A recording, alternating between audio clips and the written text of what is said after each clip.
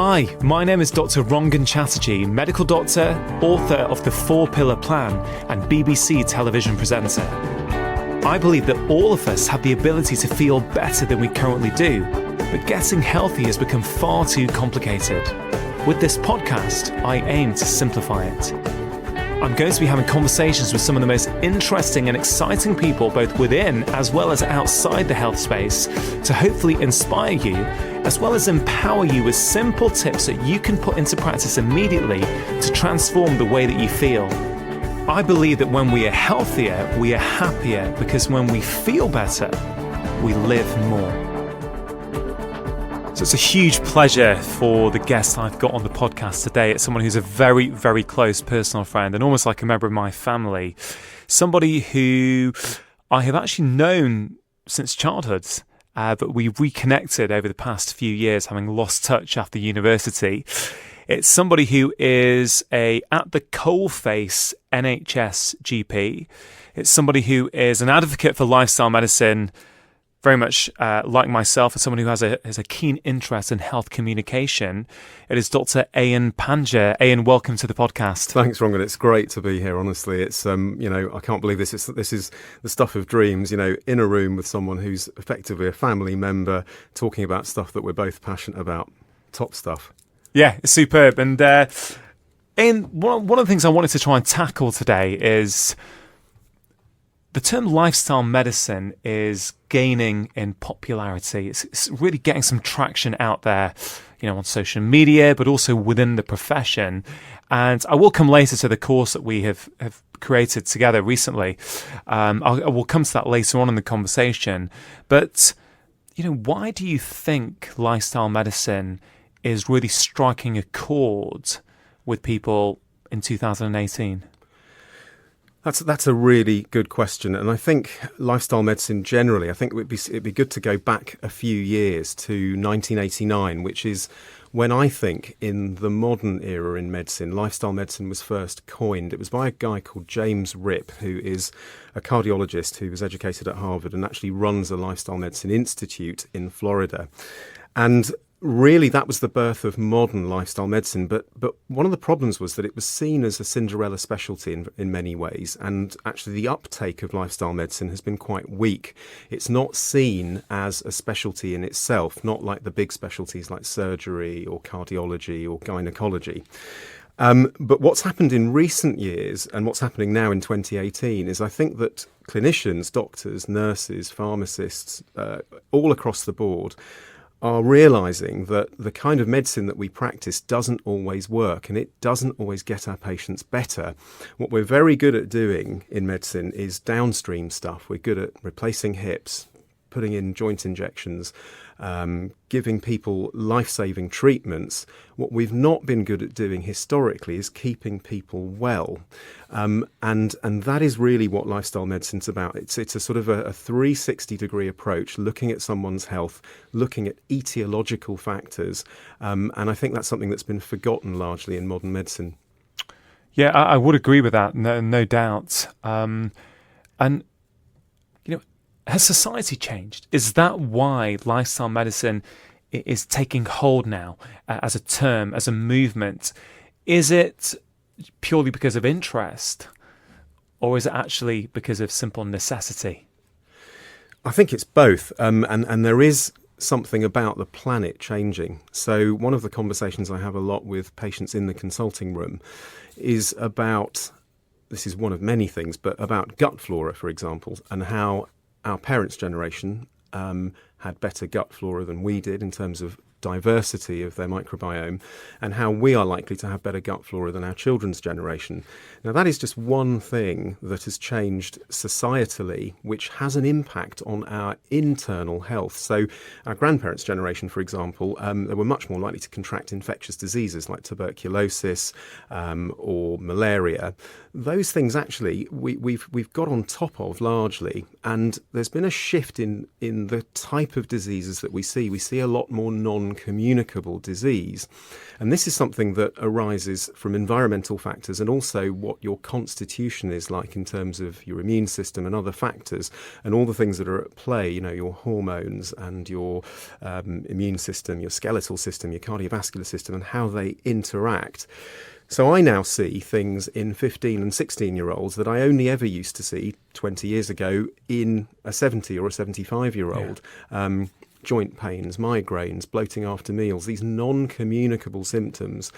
And I think it's wrong for us as a profession to think that these things just happen. There are etiological reasons. And if you're a good detective and you're, if you like, a nosy sort of doctor, and you actually, which is what you did in your program, you followed people around, so you've got a brilliant kind of insight into their life.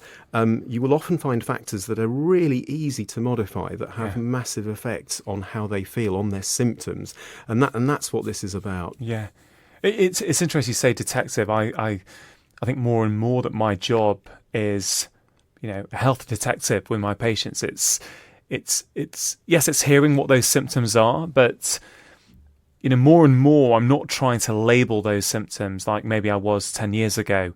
Like a collection of symptoms. I'm not trying to label it. Does that fit the criteria for depression or not? For me, and I know for you, it's always been about what's going on there. What is going on in that person's life that is leading to those symptoms? And that, I think, is a fundamental shift in where medicine has to actually go now, because I think we're becoming redundant actually in some of the things that we are doing. We are doing a very good job with many acute diseases, but I think many of us would recognise we're not quite as good with these kind of vague symptoms, these chronic symptoms, and we talk a lot about medically unexplained symptoms. I remember being at a GP course 10 years ago. I can't remember when it was, but it actually wasn't as a GP. It was just as a junior doctor, but saying that I think 60% of what will come through the door is medically unexplained. I thought, well, I didn't think much of it at the time. I thought, okay, yeah, sure. But I've realised more and more, particularly over the last years, as I've studied etiology more than I ever have done in my career, I've realised that often you can determine the cause, and that normally is a cause that we can look at and modify. And I don't think we're taught that much at medical school about that.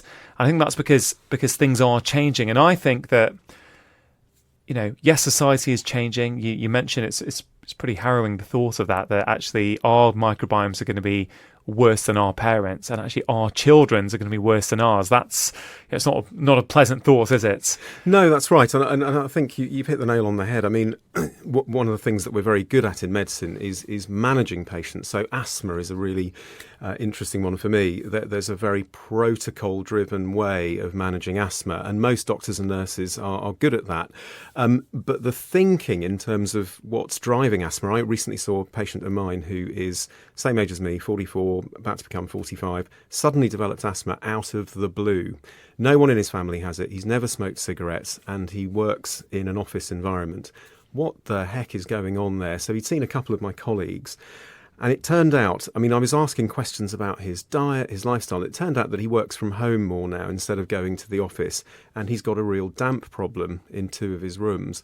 So he got rid of the damp, and his asthma is effectively gone. So that's an example. I'm not saying I'm some sort of genius, but that's just an example of asking the question and being inquisitive, thinking about all the things that lead to symptoms. But that's just such a simple thing, Ian, isn't it? But for people listening who maybe are not medical, or even if you are medical, I think it's really important to understand that often we're not trained to look for those things. But even if we are, what tends to happen once you start practicing medicine, rather than the teachings of medicine, the actual practice of medicine often tends to be, you've got the diagnosis of asthma. This is the treatment protocol, and we've got a beautiful stepwise progression of how to treat these people and manage their symptoms. And that's the key, isn't it? Manage their symptoms. And we can do that very well, but often we're not looking at some of these etiological causes. And in some cases, pretty straightforward once you start digging around, right? Absolutely, absolutely, and it's moving on to the course that you and I have developed. As you know, we've come up with this framework that makes it very easy for a busy, battered NHS GP like myself to actually think in that way. Thinking about these factors that lead to symptoms. I think that's the thing about general practice as well. And I'm such a fan of the job in the sense that I think it's a very important role. And I keep saying this, we save lives in slow motion in general practice. We haven't got the big stories that our surgical colleagues have, but it's really important to catch these little clues early on to stop someone becoming more ill later on. And that ties in with investing in true preventive medicine. This is one of the reasons why the NHS struggles so much. You can put in accountable care organisations, integrating care in terms of having care at home and all of that stuff. Yes, that's great. But what about upstream? What about this flood of non-communicable disease that is coming our way? We need a different approach. And I think you and I felt the power of that because we live it, and it works. You mentioned the prescribing lifestyle medicine course that we've created together. That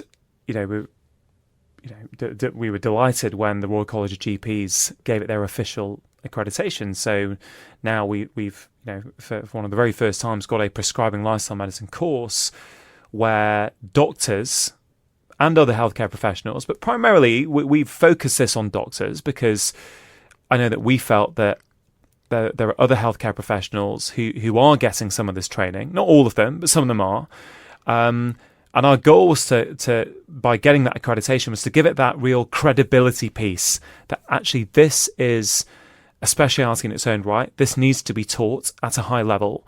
And I think getting that accreditation has really helped. So what you just said about saving lives in slow motion reminds me of one of the cases you spoke about on the course, which we ran for the first time in January. And I know because I spoke to a lot of the doctors afterwards, and this really resonated with them, is that people come in with those vague symptoms in their 20s. We don't know how to manage them. If we're lucky, we might suppress their symptoms with medications, but those symptoms actually are a sign of something not working well in the body, which, if left untreated and unmanaged, will lead to a disease 5-10 years down the line. And I think that's a very key point we need to get across to the public, but also to healthcare professionals. Absolutely. And there is a lot of science around this. And I think this is where that's almost the penny dropping moment in the course, where it's not just about these people that come in and are often labelled as heart sinks. It's the fact that actually there are very early hallmark signs that their body is in a state of dysfunction, it's going wrong, and they are inflamed, or they are their endocrine system's not working properly, whatever it is, and they, as you know more than anyone, and your book highlights beautifully, these often present as things like insomnia or joint pains or digestive issues. Or a headache. Or a headache, Yeah. exactly. These sort of soft symptoms that, even a patient-centred GP would often take a pharmaceutical approach eventually. And I think that's the thing. We're very good at patient-centeredness, but not in the molecular sense. We do not get training on that. And actually there is so much science and there is evidence behind it.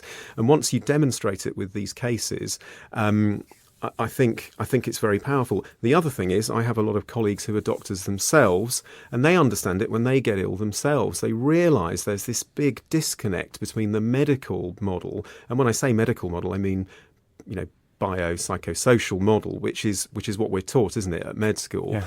between that and what we're doing, which is really a much more 360-degree approach. There's nothing clever about this, is there? It's very simple in many ways. It's just a different way of thinking, and the way that the way that I put it is that it's like a piece of software that you can install if you're already a clinician, because these guys, everyone, all these colleagues of ours are practicing medicine. They just need this different way of looking at things, and it can make massive change. I mean, one of the other things I would say that I know is the feedback we've had has just been astonishing. I mean, I've almost been moved to tears by the kind of things that people have written, because I think 100% of people would recommend it to a colleague, and I don't know any other course that has that level of feedback. I would agree, Ian. It's just been incredible to see those feedback forms come in, and because, you when we set out to create this, you never know how it'll be received. You try your best, and it's, I think we probably both underestimated how much work it is to create a brand new course, a brand new framework for people from scratch. And that's the key here. This wasn't a course that was just, 5 or 6. It wasn't a conference where 5 or 6 people came up to talk about their passion. There was a very clear narrative throughout the day. The goal being, at the end of this one-day masterclass, we want all the clinicians there to have a new, a bigger toolbox to supplement their existing toolbox, which is very good, so that they can apply it on Monday morning, and crucially, within the confines of a 10-minute NHS consultation. And that leads me to my next question, Ian, which is, you are, in the trenches there as a GP partner with all the pressures and stresses and workload that entails, trying to apply a model of medicine and patient care that can often take a lot of time. Is there a role for lifestyle medicine in the National Health Service? 100% there is, because 2 of my colleagues from my practice actually came to the course, and not a day goes by when one of them doesn't stop me in the corridor and says, guess what? I've used the framework again, and it's worked, and this has happened. And they're so enthused. I mean, there are so many wins here. Firstly, for the patient, you're actually the difference in lifestyle medicine is that the patient is very much a partner. They have to be invested in what the plan is for them, and usually they are, because they're desperate and they've come several times with symptoms that haven't gone away. So they're willing to try things that you're going to suggest. And that means that they're invested and they're more likely to be compliant. Secondly, for the practitioner, rather than people coming back after 6 weeks going, oh, you know what, doctor, it's just my joints are still aching, or I still feel really tired all the time, or it hasn't got better. I've been to the gastroenterologist and he says everything's normal, but I still feel awful. Well, guess what? They come back after 6 weeks and they say, I've just come back to say thank you. You've completely changed my life. And that is just such a wonderful feeling for whatever kind of practitioner you are, whether you're a GP or a hospital doctor or a nurse or a physio or a pharmacist. It's just a wonderful feeling. And in general practice particularly, because we are at the coalface, that doesn't happen very often. Yes, of course, at Christmas we get lots of Christmas cards and thank you presents for support that we've given patients. But actually getting someone better from a non-communicable symptom is a real challenge. And I think any colleague of mine listening will identify with that there are sometimes you go in the morning thinking, oh, a certain patient's coming in and you see their name on the list and you think, what am I going to do now? I'm stuck. And actually the beauty of this framework is that not only does it work, you can repeat it every time they come. So it's repeatable and it's scalable and it works better each time you apply it. And we've been blown away, haven't we, by the feedback, because we've created this framework, we've created this lifestyle prescription and how one feeds into the other. And, I remember at our meetings, just sitting around, trying to come up with it, trying to tease it out. It's just such a wonderful feeling now to know that there are nearly 200 clinicians around the country, and actually some people came from outside the UK, using this framework and prescription tool that we have put together, which they're able to do many times within 10 minutes, which is giving them a lot of satisfaction. I remember the week after the course, we got that bit of feedback, didn't we, which we shared amongst the team by one GP said it's the first Monday that I've been as a GP that I've not felt burnt out at the end of the day. Yeah, I've left energised. I've left energised. And this is a key point, burnout and stress, as you well know, is a big issue. And I know full well is a huge issue in medicine per se, but in modern day general practice. I think you're absolutely right. We are at a crunch point at the moment in medicine for several reasons. And if you look at where we are in terms of the profession itself and in terms of lifestyle medicine, there's a real opportunity here for one to affect the other. One of the big issues in the NHS is not actually training up more doctors. It's not actually getting more medical students through. It's about retaining them and retaining their professional satisfaction. You go and talk to any level of doctor now in the NHS and morale is low. we know this because of the press, and we know this because we have lots of friends who work in medicine. And that is a shame. I'm not going to get political because there are lots of reasons, including underfunding, that we know about.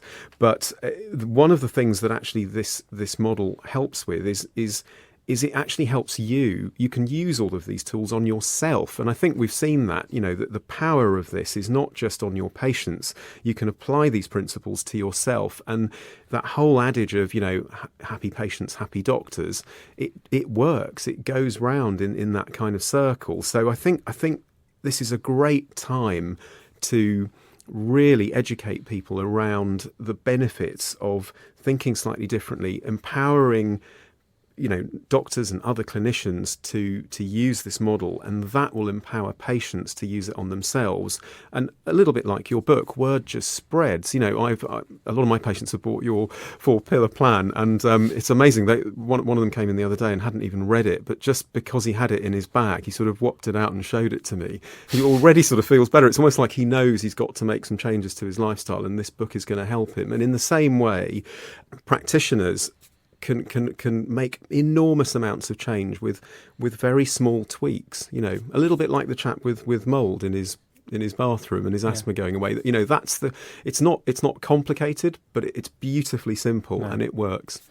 It is beautifully simple. One thing I would say, I think it's really important to say, is the word lifestyle medicine can potentially come across as being a bit soft. Okay. Absolutely. So we all know about eating better and moving more and stuff, But I think as you were saying right at the start, there's a lot of really quite complex science now demonstrating what these various lifestyle interventions do. But the take home can be quite simple. But it is much more than just eat better and move more. There is some real complex science there, We can talk about how these interventions change our genetic expression, how it changes our hormone profiles, changes the levels of inflammation, very quickly in the body. The sort of things that we would have thought only we could do with drugs in the past, we now realize we can do with lifestyle. And, as I've said to you many times, Ian, I'm not sure that lifestyle medicine necessarily is the best term in the world, because I think it can be misconstrued as to being, this is a public health issue. There is a public health issue, isn't there, about encouraging the population to be healthier. But these are tools that actually can help doctors get their patients better. Absolutely right. And I think you've made a great point there. We are going from complex science at one end to the patient in front of us at the other. And I'd argue that in generalism, there is no other discipline where that is more important. You've got undifferentiated illness that's presenting to you, and you've suddenly got to get this hat on to work out what's going on in this person's body. So the other thing that you picked up on just there about the science being complex is that the science is out there. And when I used to work at the BBC in the radio science department, we used to get all sorts of articles and papers. And so, for example, I remember one about women in South America who paint their babies with vaginal paint. Again, microbiota and going through the birth canal and how important that is. And there would be articles on plastics as endocrine disruptors. Now this is all out in the public domain, and interested members of the public and interested clinicians will read these articles. I think the difficulty is applying all of those things and putting it together when it comes to the person in front of you and coming up with something that is achievable for them and is simple enough that is going to have a big enough effect on their health. That is pretty complex. And as you said, normally that's the kind of thing that you would ask of from a drug. A drug company would be delighted if they could get that result. And actually what we're seeing is just by thinking a little bit differently, engaging the patient, involving them in what's happening, you can get enormously beneficial results that sometimes are miraculous. And some of the testimonials that you see, which I think, the cynical medic would say, well, where's the proof? They could have just got better anyway. Well, actually, no, they've been struggling for 20 years and now they're better because of these simple lifestyle interventions. And I think you're right. Lifestyle medicine does sound soft because because of the reasons that we said, it doesn't exist in old school textbooks. It's not haematology, it's not general surgery, it's fluffy lifestyle medicine, but actually it's not fluffy. It's anything but that. It's deeply scientific and it's very, very powerful. And I would say that every clinician going through their training needs to know something about it. And what really excites me, but in a way I have some trepidation about it, is how many medical students are interested in this, because they're living through this generation where the patterns of what they do in their life, the patterns of health and illness, their cultural consumption, their consumption of food, and all the things that they do nowadays are slightly different to 20 years ago and very different to 40 years ago. And I think it's very exciting. You make the point, Ian, that every clinician going through their training should have some training given to this area. And we were so delighted, weren't we, that actually on our prescribing lifestyle medicine course, we had a whole variety of different people coming. Yes, we had a lot of GPs, but we also had psychiatrists, we had oncologists, endocrinologists, rheumatologists, gastroenterologists. That's right. And that was incredibly satisfying, because although we are very proud and passionate generalists, and as I've stated on many occasions, I don't think there's ever been a time where we have needed generalism like we need it today. Yeah. Well, we just get all these. We are. It is a specialism in its own right. It's. We see a lot of incredibly complex problems that we have to put together, and we can't move off to a different speciality when it's. We're the ones who, when different specialities can't deal with a problem or say it's not our department, where does it end up? Exactly. Back at our door. So it was great to see that the breadth of different specialities from, the medical profession who came, but we also had, quite a few nurses there, a few pharmacists, and interestingly for me, over the last few weeks, I'm getting more and more interest from other allied health professionals saying, "Can we come?" And we're having to think about that now, aren't we? As a group, as a team, we're trying to have to figure out what do we do, because the goal initially was for the medical profession, not because we wanted to exclude anyone else, but only because we felt that we've got to start getting doctors educated in this model, right? And let's really focus on what is relevant for those doctors. But where do you see this going? Do you think the training is relevant for other allied health professionals? Yes, I think it's tricky, because there are so many different worlds, and you and I both know, and we're very non-hierarchical, and we don't like labels, do we? Neither of us. We like. I think that limits people, and it limits science, and it limits being able to get people better, because that is the business that we're in. We want people to feel better, and we want them to live longer and be healthier. And it doesn't really matter what tools are used to achieve that. I remember when I was a GP in Haringey years ago, occasionally I would get letters from a nutritional therapist or a nutritionist, and I wouldn't really understand the contents of it. But what I did realise is that the patient, their symptoms had had really improved, and I was cynical. I've got to admit, this was maybe 15 years ago, and I'd sort of think, well, have you really got better? What have they done? How has eating more of this and less of that worked?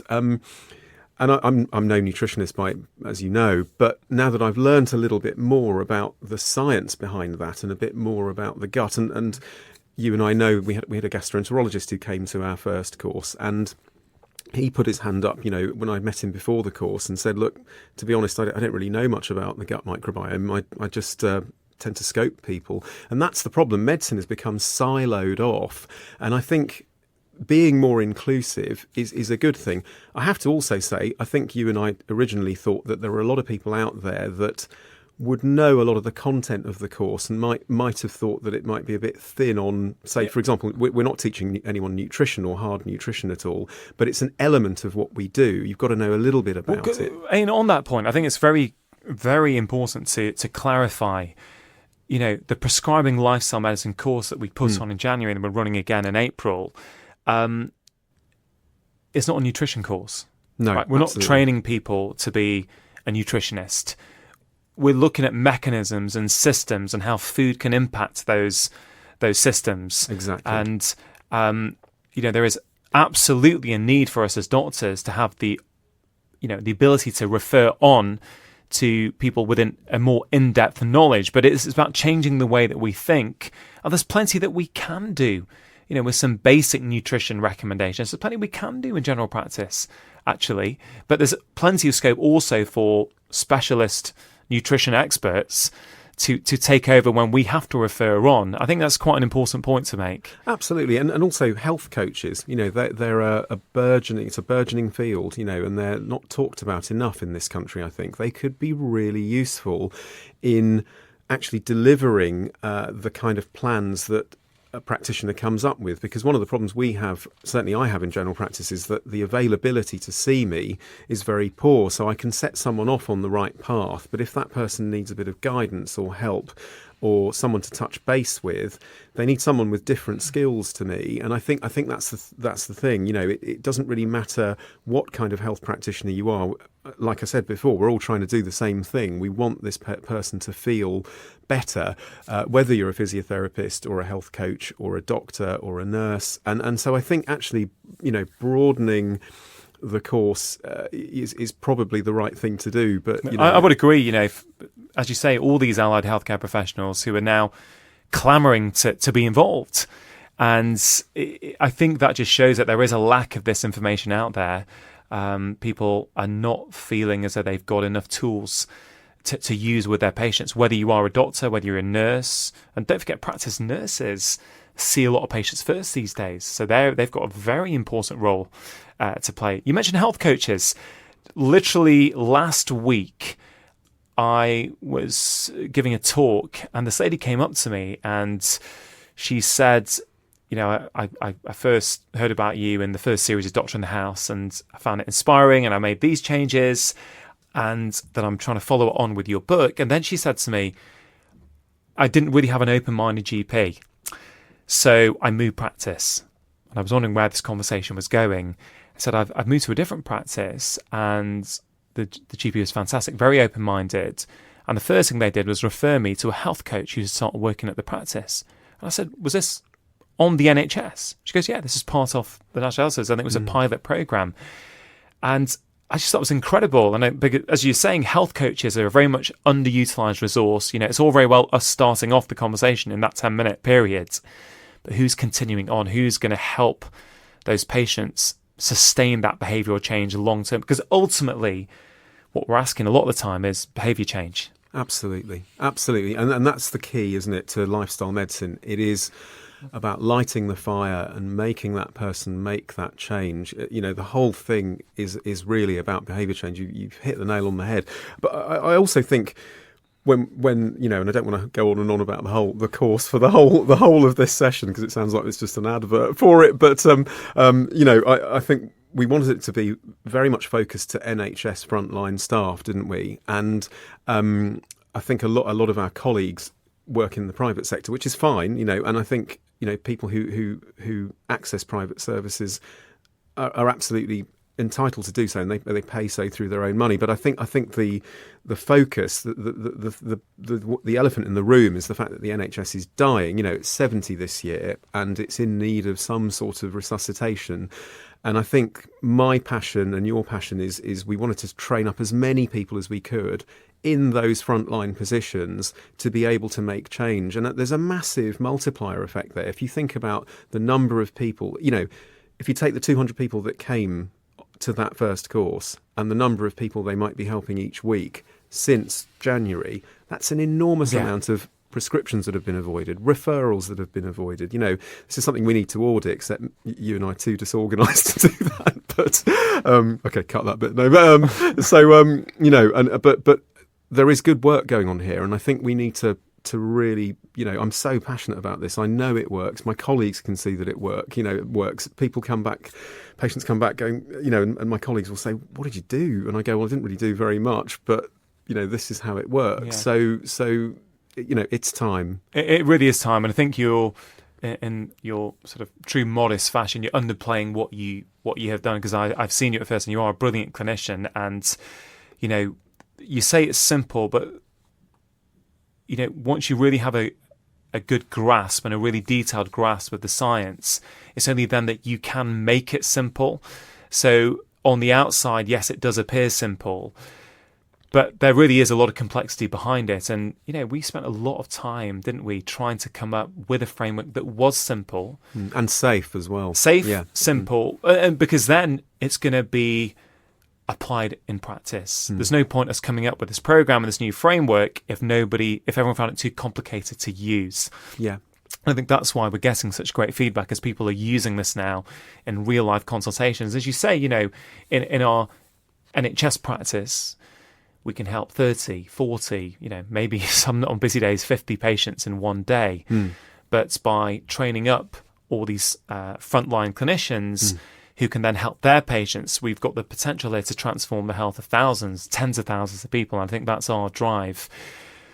And look, we could literally chat about so many different things. I see you're wearing that IW coffee t-shirt, which we got when we were Indian Wells Coffee when we went out a couple of years ago to study with Professor Dale Bredesen, probably one of the globe's leading neuroscience researchers who's making some really interesting headway into Alzheimer's disease.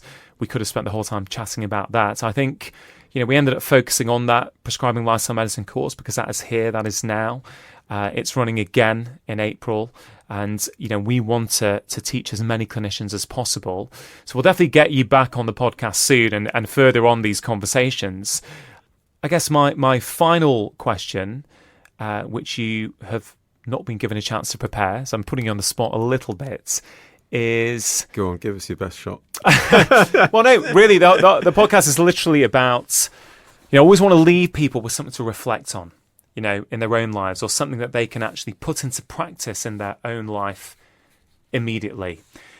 And in your vast experience as a practicing clinician, as someone who is in the trenches as an NHS GP, are there some top tips that you would leave the listener with that they can think about changing in their own life because you've seen those same tips change your patients' lives?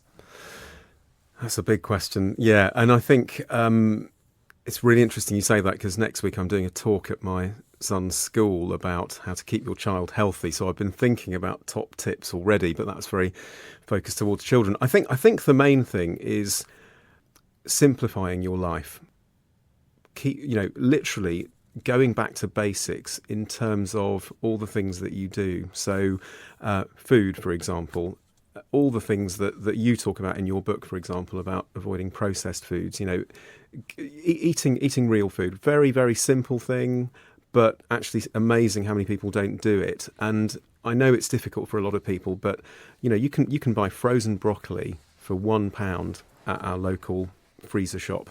It doesn't have to be expensive, and you can just stick it in a pan and boil it up. Most people can do that, and it's just, the reason I mention that is that once you explain what broccoli does to your aryl hydrocarbon receptor in your gut and why it's so good for you, patients buy into that and they think, wait a second, I think I might eat broccoli. It's quite nice, actually, and that type of thing. So really keeping things simple in terms of eating real food is one.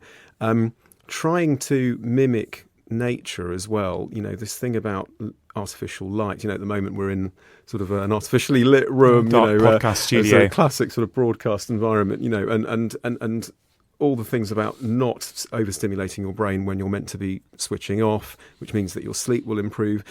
Thinking of yourself really as a machine. We spend more time making lists of what we're going to, do for the next month or a shopping list than we do thinking about our own health, and just sort of, taking a step back and simplifying everything in your life. So eating real food, resting when you have to, and taking the opportunity to get things in that are very necessary, a bit like brushing your teeth. Everyone does that twice a day. So patients of mine, for example, who say I don't get time to go to the gym. Well, you don't have to go to the gym, So I actually I got here early today and I thought, what can I do that's sort of useful but also pleasurable?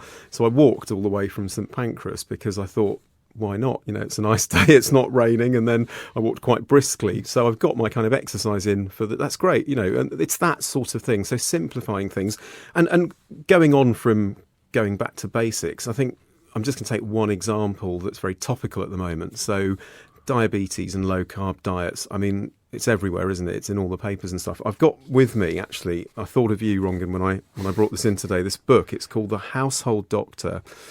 So a lot of my friends, including yourself, will know that I collect a lot of antique medical books or old medical books because I find them fascinating, because it tells the story of how medicine has evolved for me.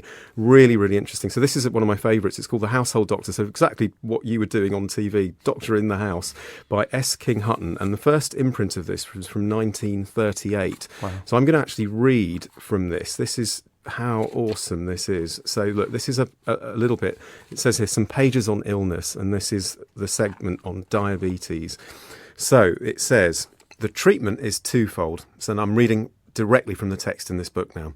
Dietetic. Since diabetes depends on too great a quantity of sugar in the blood, the rational treatment is to withdraw or reduce the intake of sugar-producing foods. These are sugar itself and all sweetened things and all starchy foods such as rice, tapioca, sago, bread and cakes. Eggs, salads and green vegetables may be taken, also bacon, cheese, fish, meat.